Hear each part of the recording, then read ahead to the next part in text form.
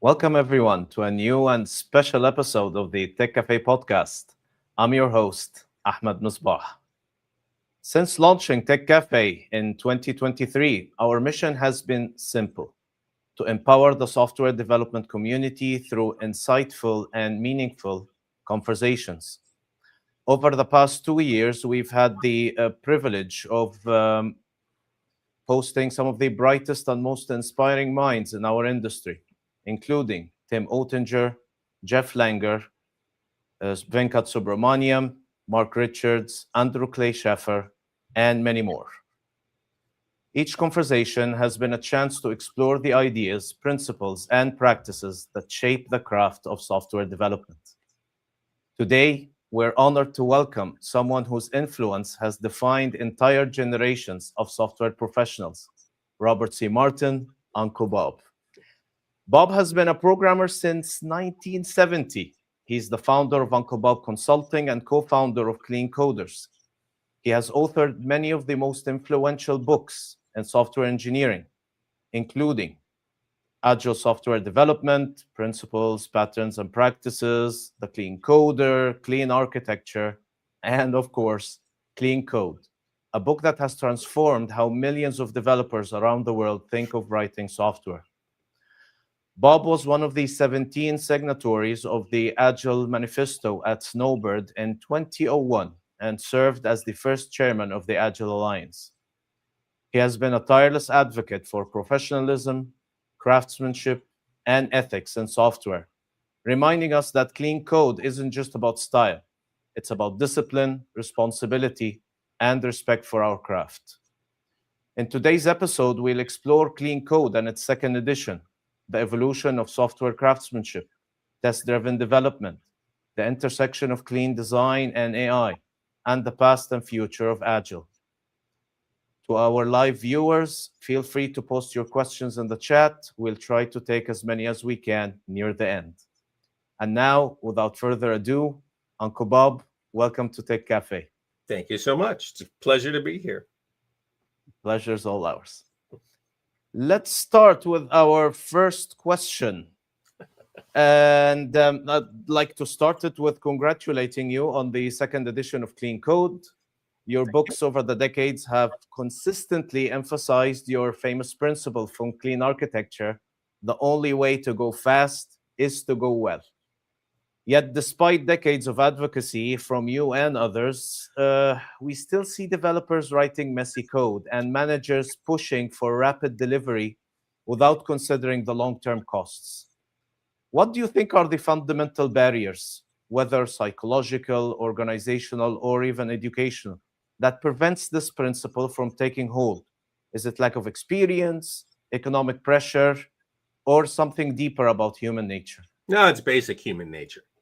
Basic human nature. What most humans do is the thing that they feel is going to give them the quick fix.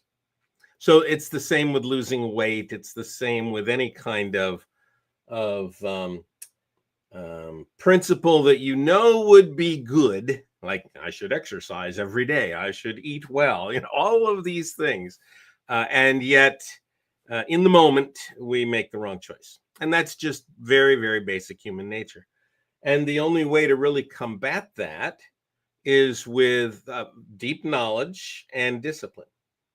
You make a very fair assessment of what is at stake, and you do the math in your head.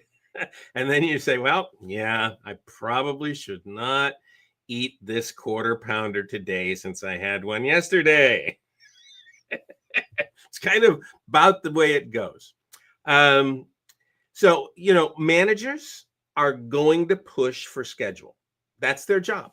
That's what they're there for. They are there to make sure that things happen on budget, on schedule, on time.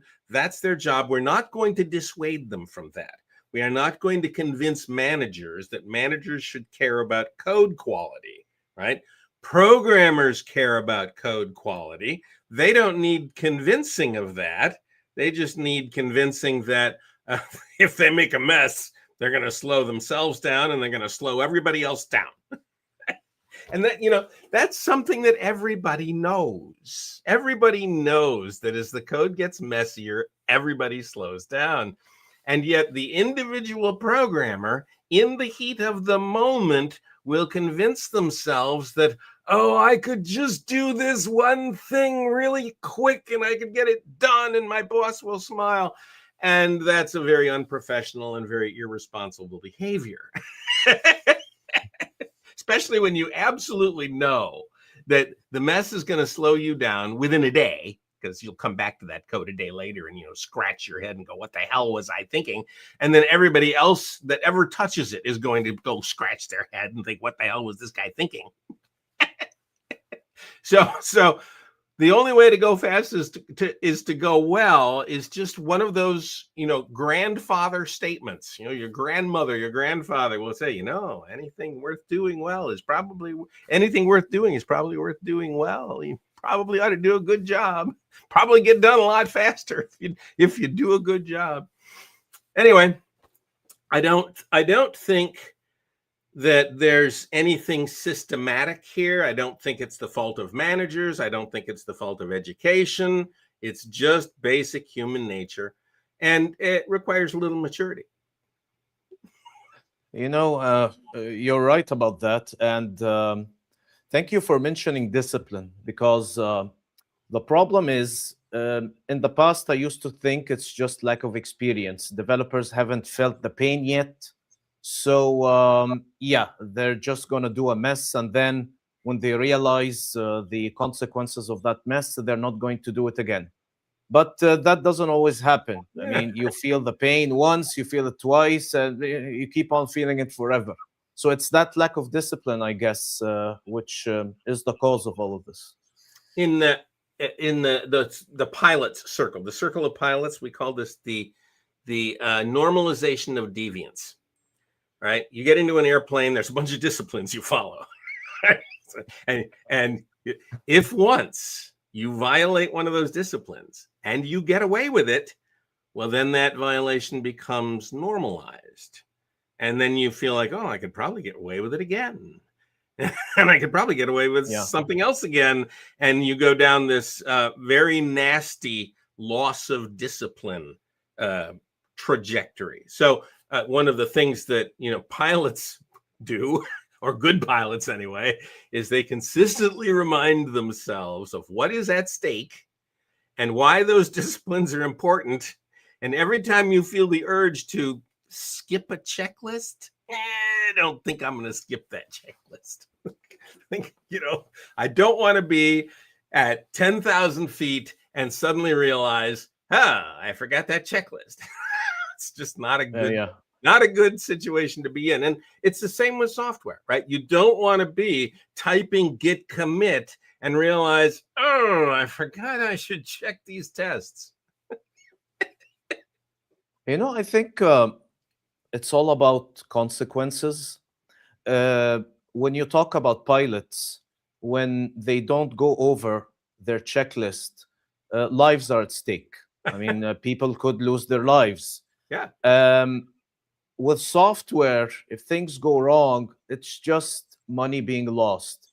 Now, I know that you've previously spoken about people actually losing lives because of software. We've seen the crashes with Boeing, the autonomous cars that, went haywire and crashed. So software is now more serious than ever. It's not just about losing money, it's also about losing lives. So again, we go back to discipline. Without the discipline, I think you don't have that sense of consequence. If I write bad code today, it's going to cost tomorrow things like money, whether from the customer or us, the company developing that software, and perhaps lives. Do you agree with this certainly, perspective? Certainly. Yeah. And as our society becomes ever more dependent on software, that discipline becomes ever more essential. Our society can't run without software now. If all the computers just stopped, I think the death toll would be in the billions. because nothing would happen. No food would get delivered. No airplanes would fly. No trains would run, right? Our society lives on software. Software is the blood that runs through our society. And we programmers are the caretakers of that fluid, of that blood. We have the responsibility to make sure that everything continues to run well. Right. So, yeah, I think that discipline is becoming ever more important.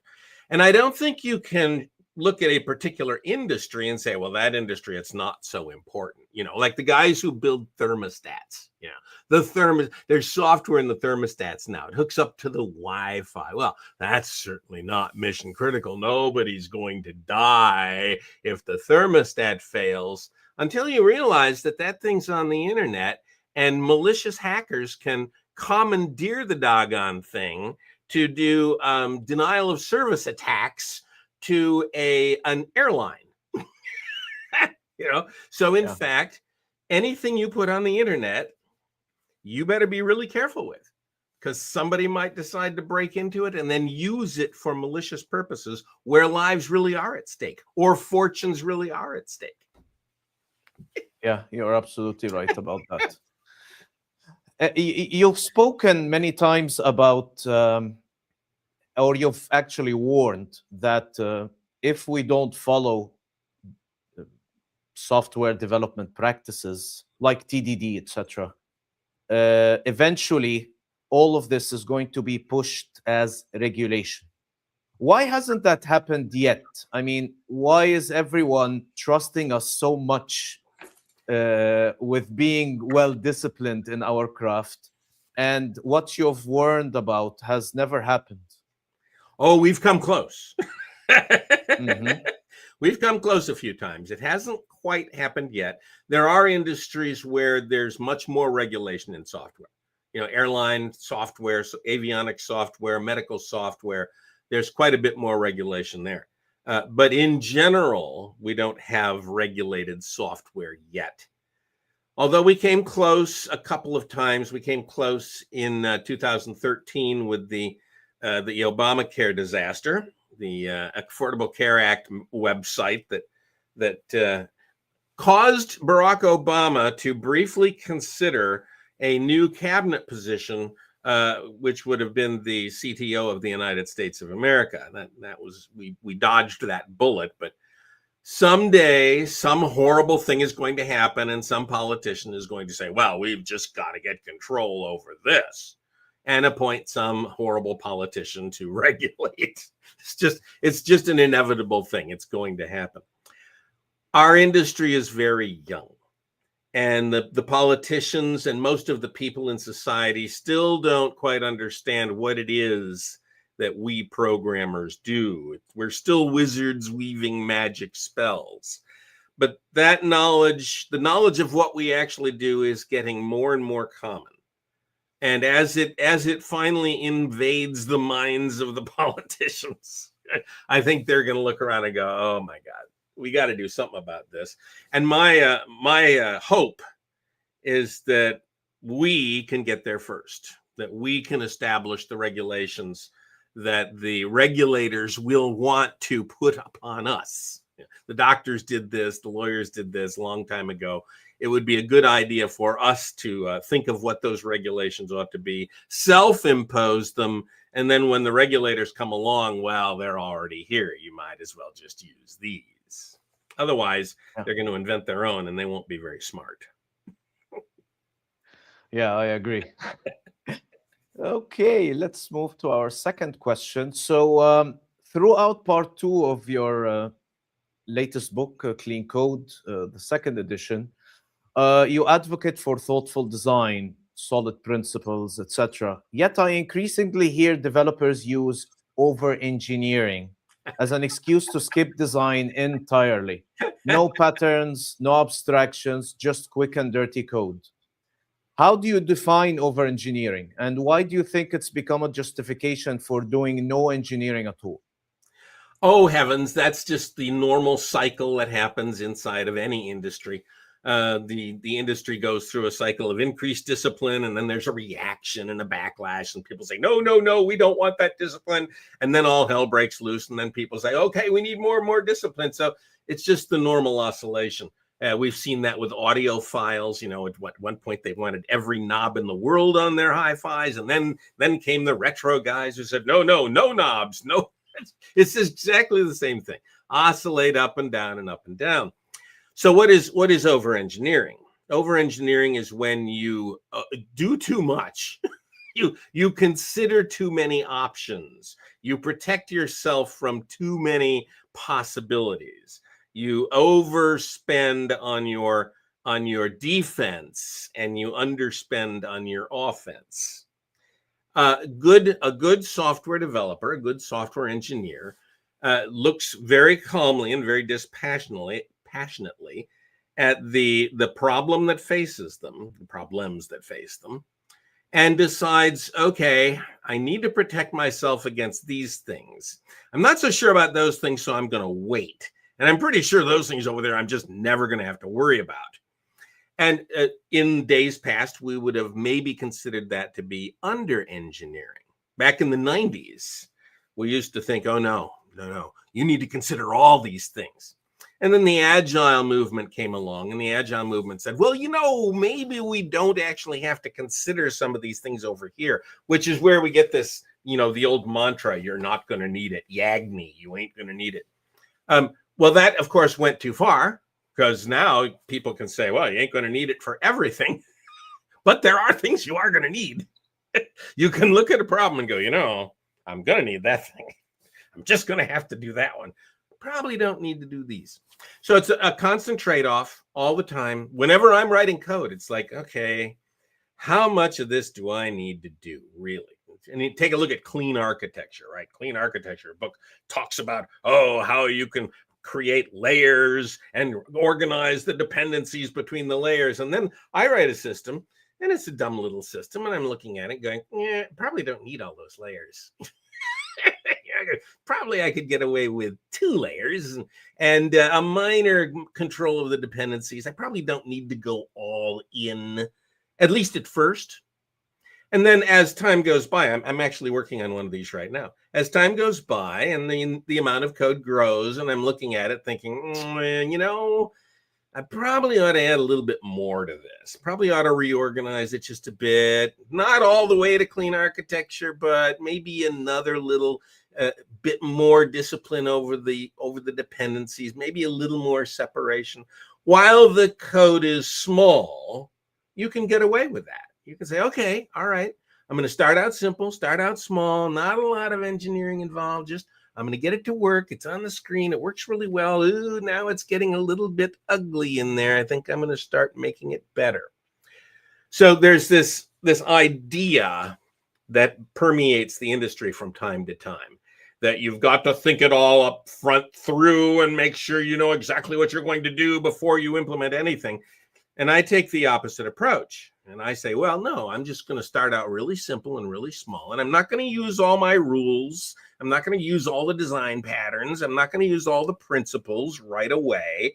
I'm going to write a little bit. And then I'm going to start to wait until I feel the hint of pain, the hint of what might just be going wrong. And then I'll start to move on that. Then I'll start to improve it.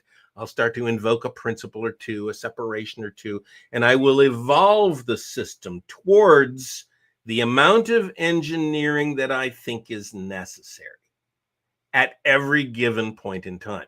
Now, if it's a very long project and if it gets very large, well, you're probably going to wind up with pretty much all the principles and all the patterns and all the clean architecture stuff in there. But it might not start that way. It might start nice and clean and simple without a lot of, you know, the fluffy over-engineering stuff that people complain about. There is an attitude, and again, it's part of this oscillation in the industry. And the attitude lately has been opposed to design patterns and object-oriented design. Object-oriented programming is now a dirty word in certain circles, and design patterns is a dirty word in certain circles. A lot of this comes from the functional programming fad that started up a while ago. And it's also concentrated on the younger side, right? Because we're looking at the internet memes and, oh, OOP is bad. Oh, clean code is bad. Oh, clean architecture is bad. So we wind up with this anti-backlash, which always comes. You always get these backlashes, and then that'll die out, and then it'll come back. So you're back and forth. It's just a normal oscillation. I was about to ask you the question, and you've answered it before me asking. I was about to tell you, so where's the thin red line between starting simple and starting to do some engineering? And you've said when you start sensing pain. I like that. It's great. This takes a little bit of insight. Right. If you're in the business for 15, 20 years, you can foresee the pain that's coming. If you've been in the industry for 5 years, you might not. And you might have to get burned a few times. So it's always a good idea to have someone who's been around the block a few times, look it over and go, you might run into some trouble over here. Just, the old man's wise words every once in a while can be a little helpful. Yeah, but the problem with being too insightful is that if you can foresee every pain that is going to happen in the future, you're going to be violating YAGNI, which is what we don't want. So that's why I like it when you said when you start feeling the pain. Then what usually happens is that you've been shot like 10 bullets or something, and then you realize, oh, now I'm in pain. And you start refactoring and considering design. But no, just a little pinch.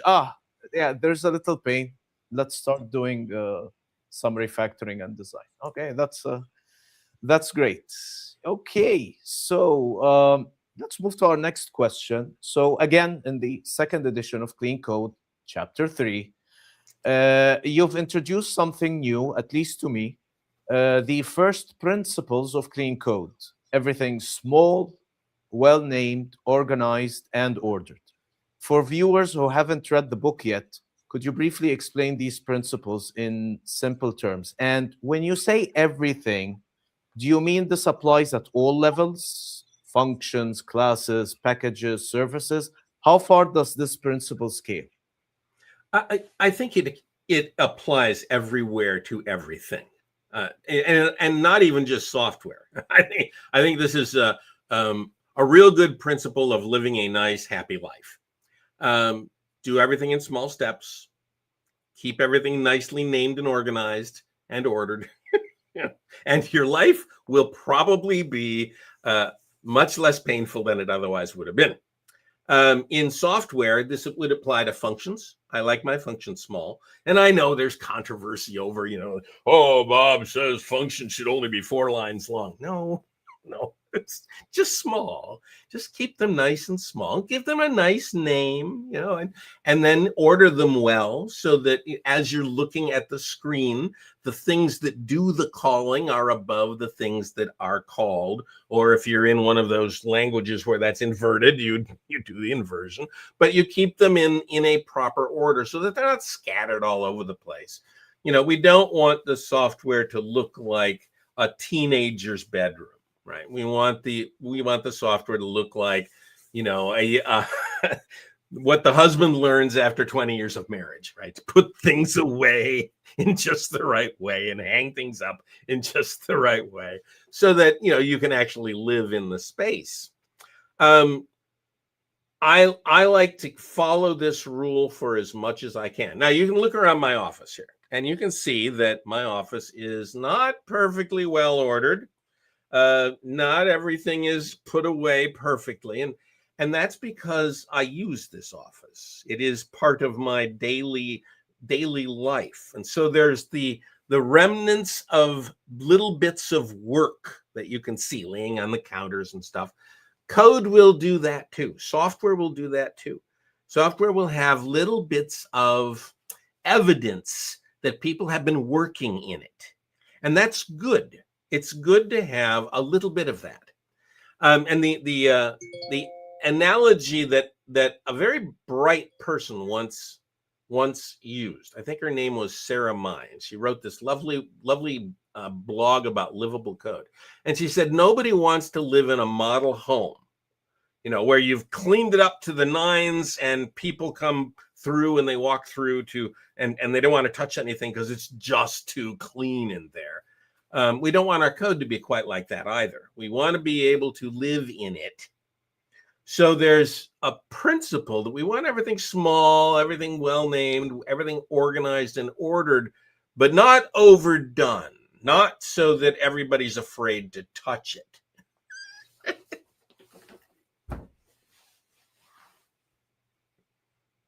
Yeah, I perfectly agree. Okay, let's move to AI. I actually have nothing to say about this. I mean, you're right. And when you were saying you don't want a house or a model house where you're afraid to move around and touch anything, yeah, I can relate. So yeah, that's why I have no comment. Okay, so let's move to AI. So Clean Code, second edition, you write that with AI, our system designs once again take center stage.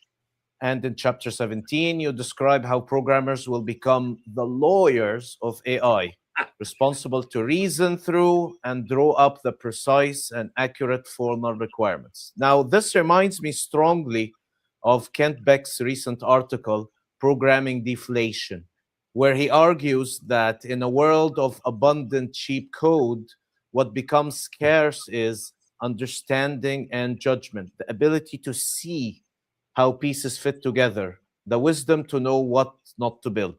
It seems you're both pointing to the same shift, from coding as the primary skill to higher order thinking about design, architecture, and specifications. Would you say that your emphasis on clean design principles is essentially preparing us for this transition, where our main value isn't writing code, but to reasoning about systems and providing the judgment that LLMs lack? Not quite. Close. I think all the design principles, all the design patterns, all the coding techniques, everything that we have learned over the last 70 years will not go away. We will still need all of these things. We will still need to know these things. What the AIs are going to provide to us is yet another higher level language. Our industry has been punctuated by this step function of higher level languages, and then the next higher level language, and then the next higher level language. And with each one of those, there's a productivity increase. So as we go from binary to assembly language, there's a pretty significant productivity increase.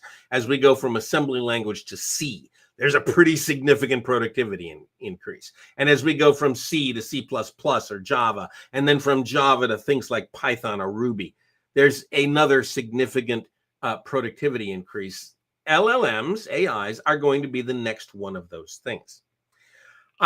I'm not exactly sure that Kent is correct. I don't think we're going to see a deflation in that sense.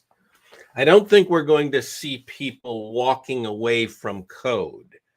What I think is going to happen is that the code will change form.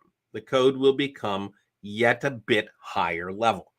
Right now, we're calling these things prompts, but that's going to be the wrong word. We're not going to want to be prompting these systems. What we will have to do is what we've always done, which is to define the need of the customer in a formal and incredibly detailed way. And the AIs might allow us to abandon some of the details, as every step function in that chain of languages has done. We don't deal with binary code much anymore, although we all know it. We don't usually deal with assembly language much anymore, but most of us do know that there are assembly language instructions down there, and we've probably seen them and maybe even dabbled with them a little bit, right? We still know this stuff. We all know what's there. we'll just be dealing at a higher level. And when I use the term lawyer, I used that advisedly. The way that we will speak to our computers as programmers will be much more like lawyers writing contracts, because they have the same problem. They've got to be specific, formal, detailed, and unambiguous, right? Otherwise, you lose control of the relationship.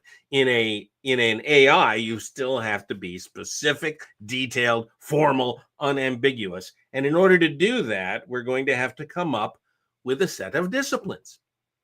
And that discipline is probably going to be a formalized language. We will, as these AIs evolve, we will develop an AI language, a language that we will use to make these AIs generate the code that we want. And the AIs will then be our compilers, and this language will be our new code, and it will still be code, just a different language. And all the principles will still apply. We are still going to want to separate high-level things from low-level things. We are still going to want to order our dependencies in the right direction so that we don't lose control. We're still going to be separating concerns and isolating things. All the principles that we've come to know and love will still be applied at these higher levels. Clean architecture will still be there. Clean code will still be there. All of these things will still apply, just at the next level up. So I'm not quite sure we're going to see the deflation that Kent fears. And I know everybody else fears that too. Everybody else is thinking, we're not even going to need programmers. Well, all the programmers are going to lose their jobs because the businesses will just tell the AIs what to do. I don't remember. I don't remember whether that was you or someone else, but I've heard someone say that people hate programmers so much that they've been trying for years and years to replace them, and that never happens, and probably never will. That was definitely me. Yeah, yeah.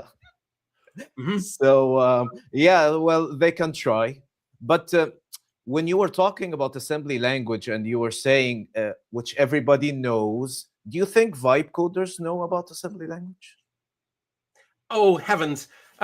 If you're talking about a guy just out of school, he's got 2 years experience, maybe he wrote a little bit of Java code or something in college or God knows what. And then he starts playing with an AI and thinks, whoa, I'm going to get a lot done with this AI. And you know what? I mean, we've seen this before many, many times. Remember the old website generators, right? And you could build a website. Oh, you could build a website in an hour. It's glorious. And then when you actually want the website to do something, it takes days or weeks. And then you hire a programmer. And then you hire programmers. Remember the old SAP line, right? You don't need programmers. You just need to use ours. Oh, yes. But then, of course, there are all these rules and exceptions, and all the details come back in. And that's what you need programmers for, because programmers are detail managers. And the managers of the company and the people who want behavior of their machines don't want to deal with those details. So they hire people to deal with the details, and that's who we are. We are the detail managers. Yeah, I agree. Okay, moving to the next question.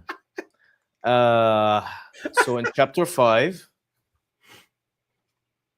I did an episode with Tim Oettinger. It was, that was the whole thing, vibe coding and AI and all of that. But he looked at it from a different perspective. He was like, well, if it works, then, why not work with it or do it? Yeah. He has this very wise perspective towards this thing. But then, as you've said, when things get really serious and you have to put rules and complex stuff, it won't help. It's not going to work. You will still need to hire a professional programmer to do the complex stuff. So, Venkat Subramaniam in a previous episode, he said, we are hired to solve complex problems. So, yeah, makes a lot of sense. Okay, let's move to code comments Sure. from a very different perspective. Now, in chapter 5 in Clean Code, the second edition, you describe comments as, at best, a necessary evil. Okay.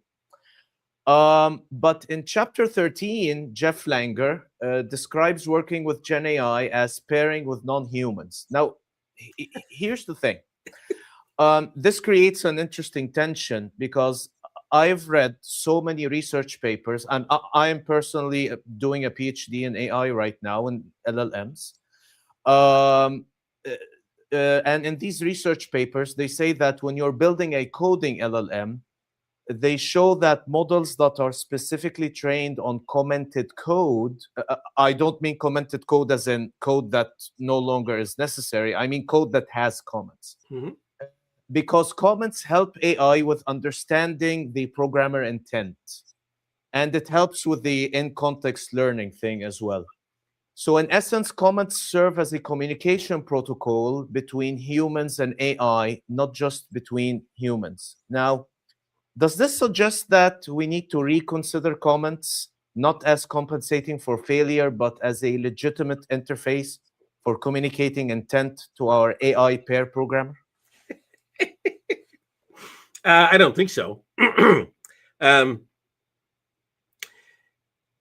If the AI thing goes the way I think it will, then the language that we will eventually use to guide the AIs will be a very formalized natural language, a human language, but very formalized, very stilted. So, you know, the difficulty that normal people have reading legal contracts. you get a legal contract, you try and read it, and it's just like some foreign language. Even though every word in there is a word you recognize, when you put all the words together, you don't have the context to understand it. I think that's what's very likely to happen. Let's change the subject, please. No, I'm just kidding. I think that's what we're going to be facing, is this language that we use to drive the AIs, which will be a very formal, stilted, legalistic kind of language. And then, you know how when lawyers talk to you, they have to explain what the contract means. So, you know, the lawyer goes to this paragraph and he circles the paragraph, and then he turns to you and he says, now what this really means is, I think that's what we're going to see with AI.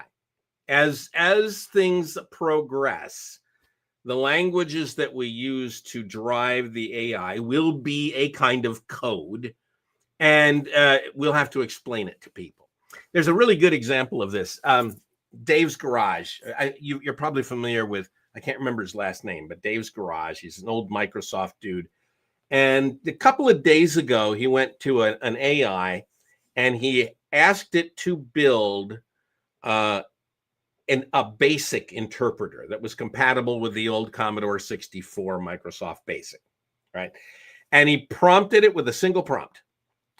And the prompt was 2 or 3 paragraphs long and so full of programmer kind of details that no normal human could possibly have understood it.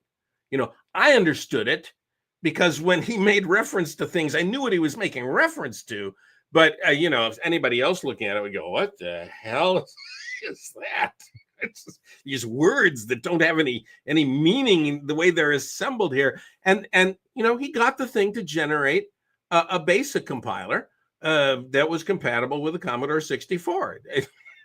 Great. But the prompt was legalese. It was a contract. It was incredibly detailed, and no normal human could have understood it. So I think what we'll see is comments in normal English, or normal whatever your native language is, colloquial English, that explain what the actual prompt means. I think we'll see a lot of that. Why did you phrase it this way? Well, because when you tell an AI this, you have to also inform it about that and this and that, and it's got to get deep knowledge, and it's going to have to go look in this website, and it's got to go check over there. And I just wanted to make sure it knew all that, but don't worry about it, because this is what it's really going to do. So actually, the comments thing was just just an example, but this leads me to the real question I wanted to ask. Do you think there are other principles or clean code guidelines from the pre-AI era that we should similarly revisit? Well, by revisit, I think if you mean relearn or re-understand or remind ourselves of every couple of years, yes. Do I think they're going to change substantially? And the answer to that is, well, no, except as the languages change. So Clean Code Edition 1 was all done in Java. Clean Code Edition 2, I put a whole bunch of languages in there. And the end result of that was that there were minor differences in the principles based on the language, especially if you're using a functional language as opposed to an OO language, or a scripting language as opposed to a compiled language, or a statically typed language as opposed to a dynamically typed language. There are some gentle shifting of the principles which you can infer by reading the book. And I'm sure that kind of gentle shift will occur with AI as well. We won't probably be so concerned about data types and control flows in an AI world. We'll still know about them. We'll still be able to infer them. But we're probably not going to be as concerned about the details of those things. And therefore, our use of the clean code principles will have to step up a level. But it's still just stepping up a level. Yeah, makes a lot of sense. Okay, so we're done now with AI. Let's move to TDD. Done with AI. Wow. Well, at least in this episode, but not in general. Yeah. Okay, so there's been a long debate about the 3 laws of TDD. Some groups say a compile error isn't read. What's your take on the 3 laws and why the disagreement matters? I'll tell you, I've watched this course. I'm not going to mention the name of the author, but he's written lots of books and he's very well renowned in the TDD arena. And he doesn't agree with not compiling is failing. Okay, so to him and his group, you have to see it fail in runtime. Now, what's your take on that? I've debated this gentleman, and yeah, though he knows the 3 laws of TDDs, but he disagrees. So what's your take on that? He can disagree. That's fine. And I'm sure the code that comes out is just fine. That is a discipline that I enjoy. I like that discipline, especially if I'm dealing in a statically typed language like Java or C++ or C#. I like to see the failure of compilation be a failure in the red-green refactor cycle. That's just me. And I put it in my books because what's in my books is what I do. But I don't think it's an absolute law. I don't think you are unprofessional if you use a slightly different discipline, as long as you have a discipline, as long as you've defined the discipline and you follow the discipline. So again, pilots have all kinds of different ways of doing their checklists. Some people will have them on a spiral bound little flip chart, and they'll pull it out every time, and they'll pull out that flip chart and they'll go through it. And other people will have a little switchy box on the dashboard, and it has the major elements of the checklist, and they'll just switch them. The switches are dead. They don't do anything. They're just memory positions, right? They'll just switch them as they're doing things. That's fine. You've got a discipline, right? Follow the discipline, right? That's all. So the 3 laws, hey, I like those 3 laws. They're great for me. I think a bunch of other people really enjoy them. There are people who don't. Okay, do something else, but make sure you're doing something disciplined. In the Clean Code book, the 2nd edition, I talk about 3 different disciplines. One of them is the 3 laws. One of them is Kent Beck's commit and test and commit or revert. Test and commit or revert, which makes me crazy. But I think someone following that discipline could do a very good job. And another is John Osterhout's concept of bundling, where he will do a couple of 100 lines of code, and then he will write the tests after the fact of that couple of 100 lines, and he keeps that bundle small enough that he can completely cover the batch of code. That works too, right? So pick a discipline, follow the discipline, right? The worst thing you can do is say, yeah, I don't need a discipline. I'm just going to write the code and whatever. I have found, by the way, doing AI. So in the last few weeks, I've been using AI to help me write a little program. And the bundling approach is a little bit, so far, I'm not going to say this definitively, but the bundling approach is a little bit more convenient when you're getting an AI to do something, and then you look at it and go, okay, now I got to test all this stuff. So that it may be that the AI thing will shift me towards the bundling approach, at least in certain circumstances. Yeah, that makes a lot of sense. And there's something in your answer that will surprise a lot of people, that Bob Martin is actually saying, do whatever that works. I mean, everybody thinks Bob Martin is that opinionated guy who's, holding to his guns on his laws and opinions. But I think, and I've realized that when reading your latest book, especially the bundling approach and the appendix, when you had that discussion with John, that a good discussion can lead to people accepting one's opinion. And if it works and it delivers value, why not? Let's just do it. There's a difference between discipline and dogmatism. A discipline is a conscious choice. You decide to follow a discipline. Doesn't mean you're going to follow it forever. Doesn't mean you're not going to change your mind. But in the short term, you are going to follow this discipline. That's just a choice you've made.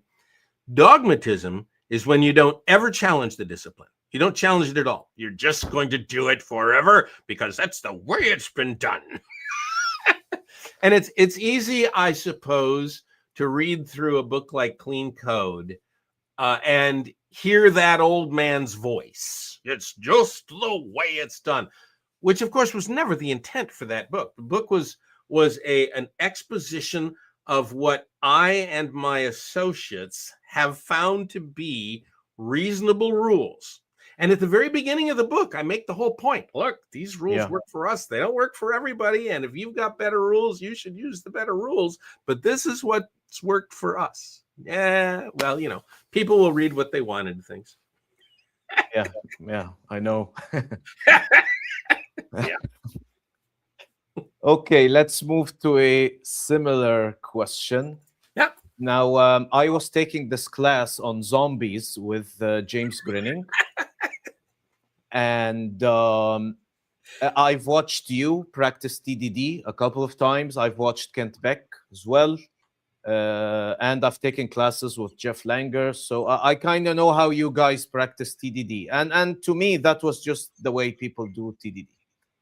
But then I realized when I was taking that classes that I didn't understand the I part in the zombies abbreviation.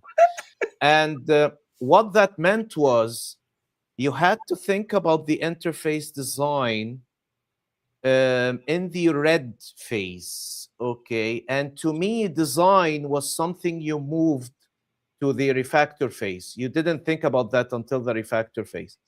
And I had this discussion with James, and he was like, well, they've seen me do it, and they never challenged it, so I guess it's okay. And I was like, makes a lot of sense. So, in your view, should interface design happen in, it's first make it work, then make it right, then make it fast. So should it happen in the make it work phase or in the make it right phase?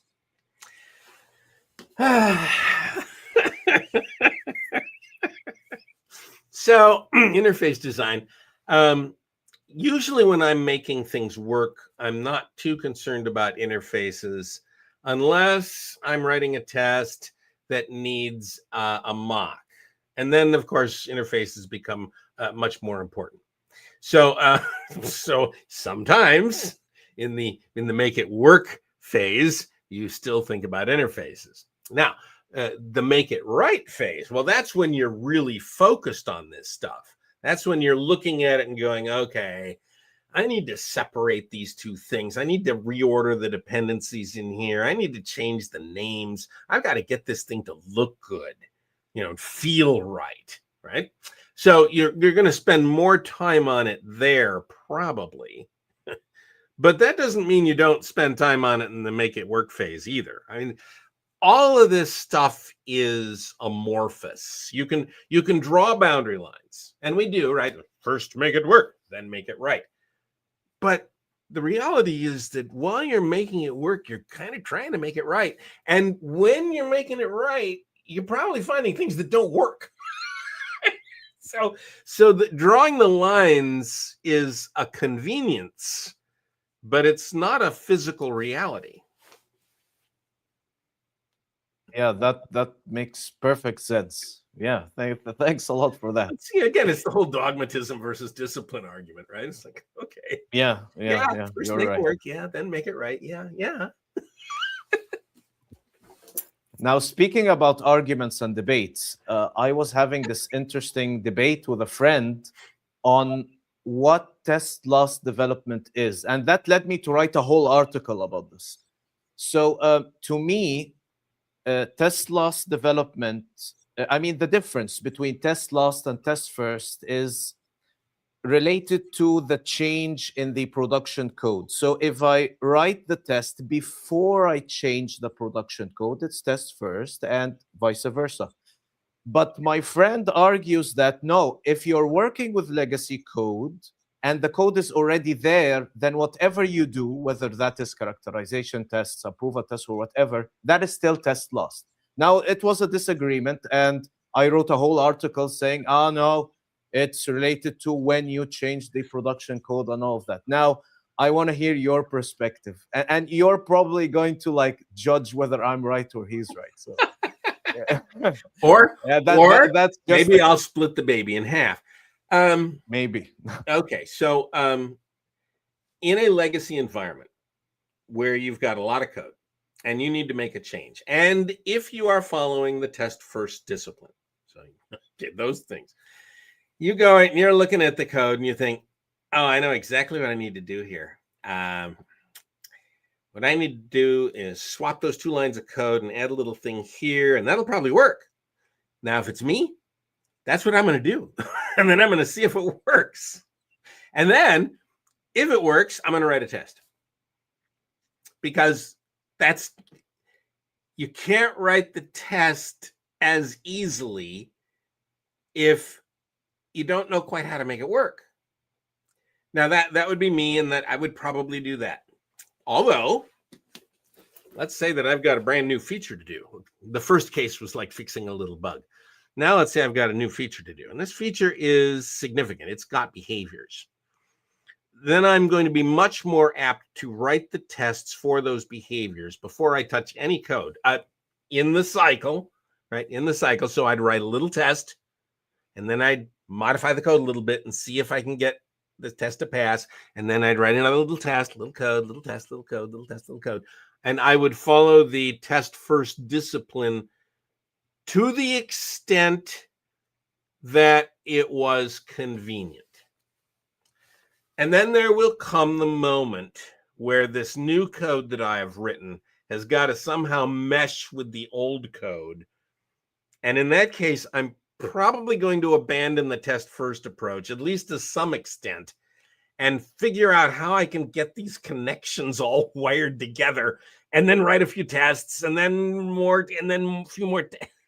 And it all just kind of turns into a mix of the disciplines. I don't see a way around this. I think you can hold to the test first discipline too long. And there are times when it just makes perfect sense to flip it over and say, okay, I'm going to make a little change to the code first, and then I'm going to write the test. The thing you don't want to do is leave it untested. Test last isn't necessarily a bad idea. Even if you were to do everything test last, that is not necessarily a bad idea. In fact, Kent Beck's discipline of test and commit or revert is a test last approach. And so is the bundling approach. That's a test last approach. What we want to avoid is the test sometimes last, where you write the code and then you see it work on your screen and you think, oh, it works. I should write a few tests. And you throw a few tests at it and then you think you're done. And that is not sufficient, right? You want to cover the code with tests. You want to test all of the different decision pathways. You want to drive the code you've written through every pathway with your tests and make sure that every one of those pathways works to the extent that you can. There are certain pathways that you cannot test, usually having to do with external devices and GUIs and things like that. Then you have to rely on your eyes. Yeah. The reason why this argument happened between my friend and I was that up to the point where I read your latest book, test loss development to me was a bad thing. Okay, because we've been reading this for so long that I needed to do this classification of what is test first and what is test loss so that we would avoid this and do this. But then when I read your book and you've said that TCR can work test first or test last, and it's actually test last approach, and you've mentioned bundling and all that, I was like, well, one can reconsider. But again, you've just said one can go test first for so long. And I think still to me, that is the approach I prefer. But now I'm less concerned now about test last being an anti-pattern. If it works and it's done correctly, then yeah, maybe we can do it. As long as you're covering the pathways, right? Yep. Yeah, that's absolutely right. Okay, so this is the last question on TDD. Okay. So TDD has faced relentless criticism for nearly 2 decades now. There's the famous debate between you and Jim Coplin. I hope I'm pronouncing that right. Yeah. He argued that TDD destroys architecture and the GUI, later formalizing his critique in his 2014 paper, Why Most Unit Testing is Waste. 2014, DHH declared TDD is dead. And he had this famous debate with Kent Beck and Martin Fowler, which I didn't like very well. I think that Kent Beck was so in denial that I mean, he could definitely argue, but he just couldn't get it. Like, there's a lack of confidence. It's much more than that. But anyway, okay. Now, recently you had this interesting discussion with John Osterhout, the author of A Philosophy of Software Design, and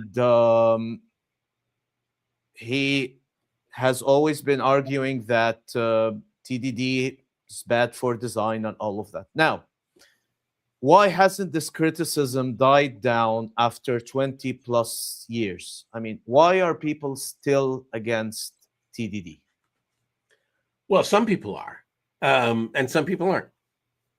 Okay.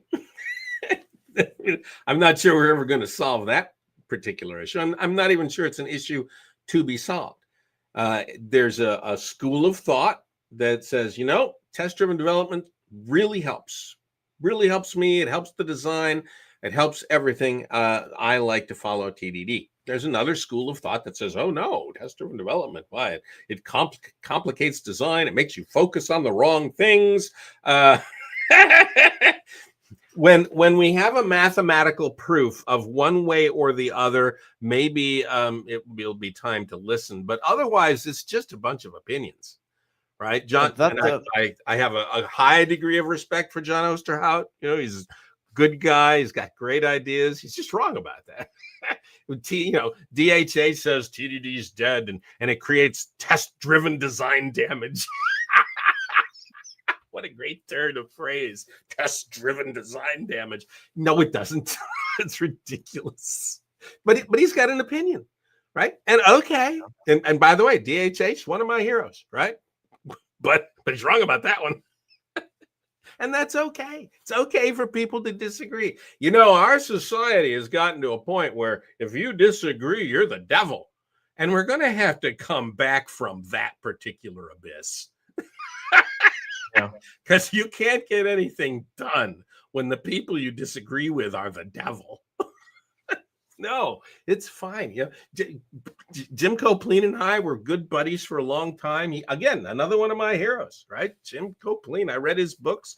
They changed my life. DHH, Kent Beck, Jon Oosterhout, these are good guys. We can disagree on these things. It's okay. And I'm quite sure that there's a group of folks who like test-driven development and will follow the discipline because they find it helpful, right? And they do jujitsu. But there's other people who think that karate is better. Okay, fine. That's a good example. Yeah, makes a lot of sense. Mm-hmm. Okay, so you've mentioned mathematically proving stuff in software. Now we all know that's not possible, right?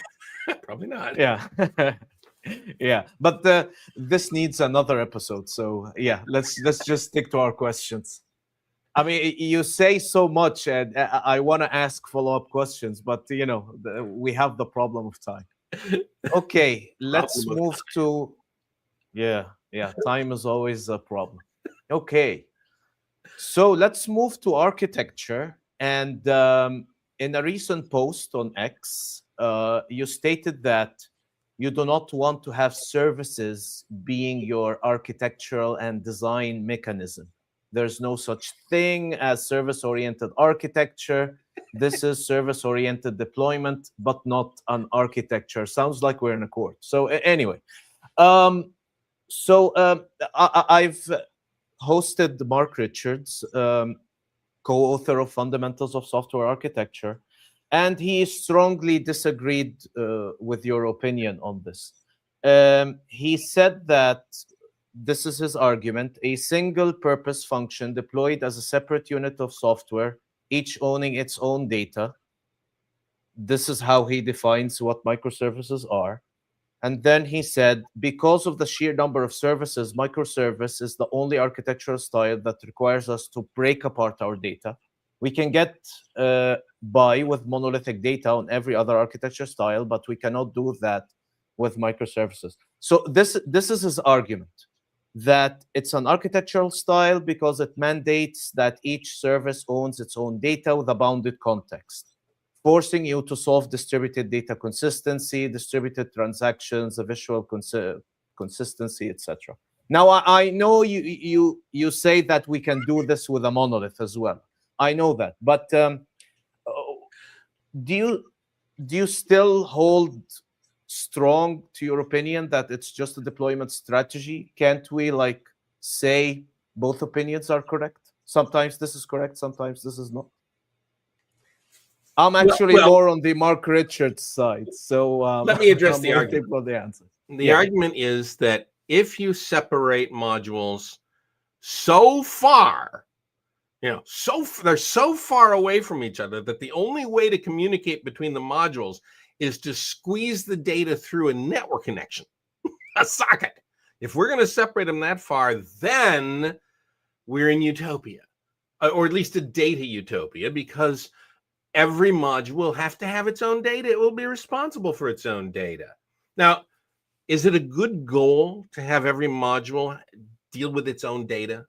And the answer to that is yes, of course it is. Is it a good idea to try to force that to happen by squeezing everything through a socket? Well, there's a cost to a socket. Sockets are not free. They're pretty damned expensive. And is the forcing argument actually correct? Or could you gather the entire universe of data into a giant blob and then just pass that blob between all the services? So the argument doesn't actually work because I can violate the data isolation all I want to just by pumping blobs all over the network. What's necessary here is the discipline of separating modular data. The old object-oriented design discipline, right? The old separation of concerns discipline goes way back to the 1960s. The discipline of separating things, which you can do in a monolith. You can do it in service-oriented architectures. You can do it with a zillion microservices. You can do it with any of those, which to me means that if you are doing something with services, you are doing that for a reason other than architecture. You're not actually trying to isolate data anymore. What you're trying to do is something else. Maybe you've got some kind of a throughput issue and you need to have replicated services, or maybe you need some kind of a security buffer, and you want to have a service out here that's outside a wall and another service that's inside a wall, or something like that. You have some specific reason for taking the data and squeezing it through a socket. And you can tolerate it. You can tolerate the time lag. You can tolerate the expense. You can tolerate the computational inefficiency of taking nice binary data and turning it into a character stream. You can do all of that. You can tolerate it. Okay, fine. There are good reasons to have services, but the isolation of data is not one of them, because that's a discipline that applies across the board. That's my argument. Yeah. Okay. Yeah, it makes a lot of sense. And at least now I know I have this perspective and the other perspective. Okay. Okay. So last question on software architecture. Now, hexagonal architecture. I mean, it first started with ports and adapters. Then there was onion architecture, and then clean architecture. Now, 𝗬𝗓 said that the pattern has nothing to say about how you structure your application internally. You're welcome to use domain-driven design or not. You're welcome to separate function from model or not. You're welcome to make a big ball of mud or not. That's Cockburn's perspective. Now, onion architecture and clean architecture has taken a different path. But let's just say something, okay, that Cockburn said this only recently, okay? You guys published the architectures and the books way before he did, okay? So you've taken a different approach, more opinionated, that if you're going to structure the application, you're going to have the use cases layer and then the core domain layer, okay? And in onion architecture, you have one more layer. You have the application and the domain and then the core. So why did you choose to take this opinionated approach towards the originally ports and adapters pattern?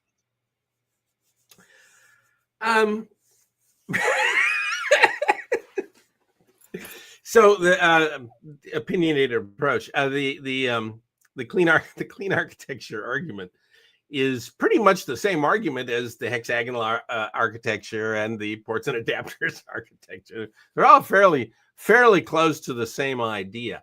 The primary message I was trying to get through with clean architecture was the direction of the dependencies crossing the layers. That's like the central argument, which I don't see as strongly argued in any of the others. Although if you think about it for any length of time, you'll see it there. But in the clean architecture, I tried to make that right up front. So that's the dependency rule of clean architecture, right? All dependencies cross an architectural boundary pointing towards the higher level side. That's the fundamental argument. The number of layers, I draw a little pretty picture in the book with has 4 layers, but heck, you can do it with 2 layers. Some real simple applications, you don't have any layers at all. But then as it grows, you get another layer. And if you really have a really complicated system, you're probably going to have 4 layers, 5 layers, 6 layers. And it all just depends on how you want to isolate things. What things do you want to keep private from what other things, right? So think of the clean architecture as a kind of prototype at the mid-level where, okay, there's 4 layers there, and they've kind of got names. There's the business rules and the use cases, and okay, fine. But that's not like the absolute rule, right? You can have all kinds of architectures that fit that scheme. The primary idea there is just get the dependencies right. Once you've got the dependencies right, the number of layers, it doesn't really matter that much. Okay, that's not the central concern, right? We just want to get the dependencies right so that we can isolate things properly. Yeah, this makes a lot of sense. It even changes my perspective towards because most people, when they use clean architecture, they implement it to the letter, as we say, okay, like it's holy scripture. But yeah, what you're saying actually makes more sense. Yeah, makes a lot of sense. Okay, I think that's the theme of this episode. Yeah, nothing is holy scripture. I mean, yeah, this is my opinion, and this is what worked for me. If it works for you, then fine. If it doesn't, you can explore other options. They're not bad, and the people who've said them are not bad either. Yeah. So, yeah. Read the introduction to the Clean Code book, and it'll give you that philosophy line by line. Yeah. But when you read the introduction, because I use it in a lot of my classes, it always gives the impression that guys read it with open mind and at least respect our points of view, our experience. Yep. And we've put, we haven't come to this by, just making it up. It has come after decades of practice. So yeah, I think this makes a lot of sense. But other opinions have also come the same way. After a lot of practice, so makes a lot of sense. Let's move to Agile. Okay. Agile. So, Agile. I'm sorry. So that's I'm sounding like Martin Fowler. Okay. Now, right? Yeah. Agile. Okay. So in Clean Agile, you write that extreme programming captures the essence of Agile. With the circle of life containing all the practices and values that later became the foundation of the movement. Now, my question is, what would have happened if the Agile Manifesto hadn't been written in Snowbird in 2001? Could XP alone have catalyzed the broader industry transformation? Or was the manifesto necessary to unify these lightweight methodologies under a common banner? My belief is that the Agile Manifesto was the necessary ingredient here. Not because it said anything new, but because it softened the boundaries between the folks who disagreed. We recently talked about this issue of polarization, right? And if you disagree with me, you're the devil. Well, that was going on during the early XP days. So Kent Beck did his lovely book, XP Explained, Extreme Programming Explained. And that created a firestorm. I mean, there were books written specifically targeting extreme programming, right? Going, it's terrible, it's the devil, it's awful. And that battle was pretty hot and heavy right around 1999, 2000. The purpose of the Agile Snowbird meeting was to get all the people who disagreed into a room and hammer out what we actually agreed on. And the Agile Manifesto was a statement of agreement between the 17, I think it was 17 people in there, who fundamentally disagreed with each other about a whole bunch of things. I mean, you get a bunch of consultants, and not young consultants. These are older 50, 60-year-old consultants. You get them into a room and you put their livelihood on the line because they make their money consulting, and you try to get them to agree on anything, and it's a lot like herding cats. The miracle here was that the group agreed. I mean, there was this transformative moment. Some people think it was on the second day. It's all very vague and mysterious now, but there was this transformative moment on the second day where Ward Cunningham and Martin Fowler or somebody got up to the board and they started writing this quatrain, these 4 lines, and the whole room just kind of went, oh. I've never seen that happen before. I've been in a lot of these kinds of consulting meetings. I've never seen that sudden condensation of agreement. And at that point, the meeting was essentially over. We kind of diddled around for a little while and we voted on the name Agile, unfortunately. But other than that, it was like, okay, we know why we came. Those are the statements. We're done. There have been a few attempts later to amend it, and that's all been rejected. Nope, this is not a living document. This is not something that we're going to modify through time. It's a signpost in the ground in February of 2001, and it's going to stay there. And if anybody wants to make changes, they can make changes to something else. So yeah, I think it was a fundamentally necessary event to get everybody in that room to agree. I mean, one of the guys in that room was a waterfall guy. we had the gamut of opinions in there. Which one? Steve Mellor. Steve Mellor. Oh, okay.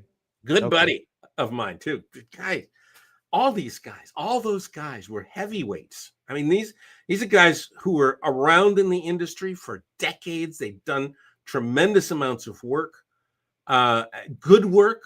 And we went into that room with this massive disagreement and came out the back end with this condensation of agreement, which is remarkable. I wish other people would do that. Yeah, I wish so too. When you say that, I remember asking James Grinning the same question. I told him just basically tell us the story of writing the manifesto, and he shared exactly the same perspective. He said we had people coming from the project management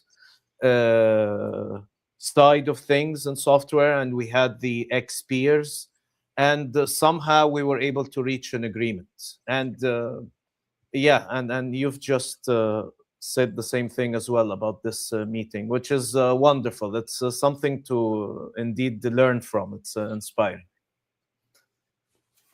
Okay, so last question on Agile. So in Clean Agile, you warned that ignoring technical practices makes a big mess in a hurry. Today in 2025, XP has faded a little bit while Scrum dominates. But most Scrum teams skip the technical practices, unfortunately. It's just the stand-ups and the sprint meet planning and the retrospectives and all of that.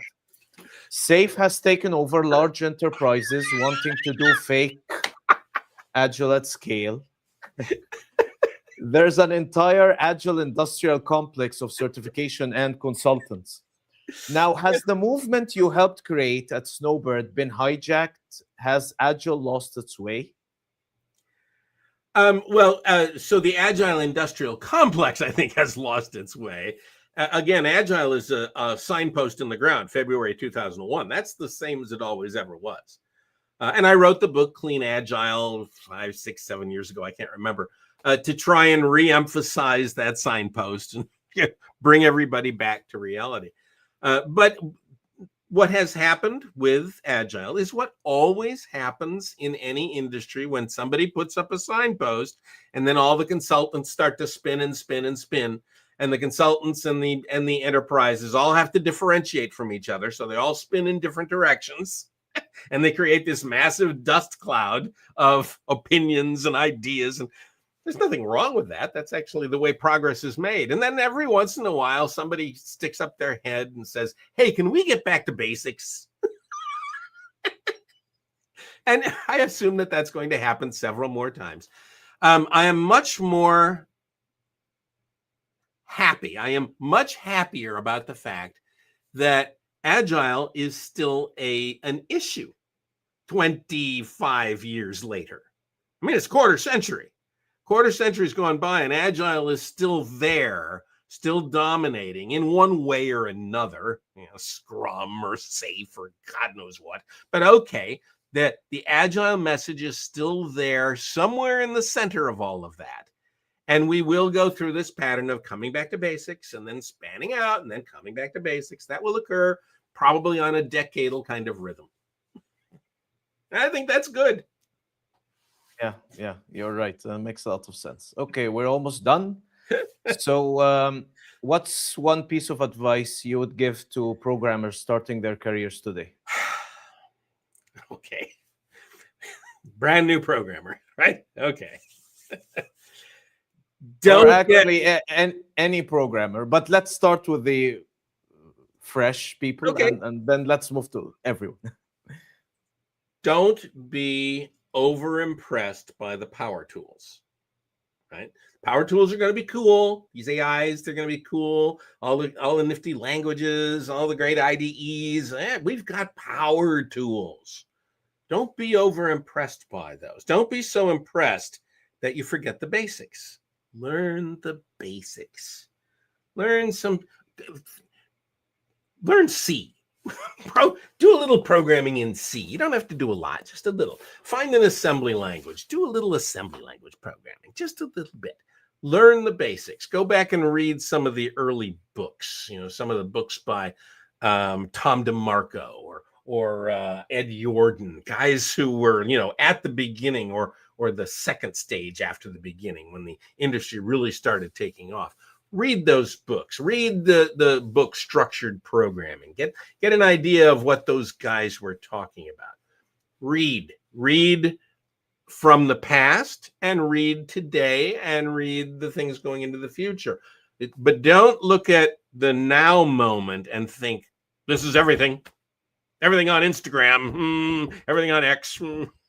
Go back and look at some of the stuff that was done years before, because there's a ton of wisdom back there.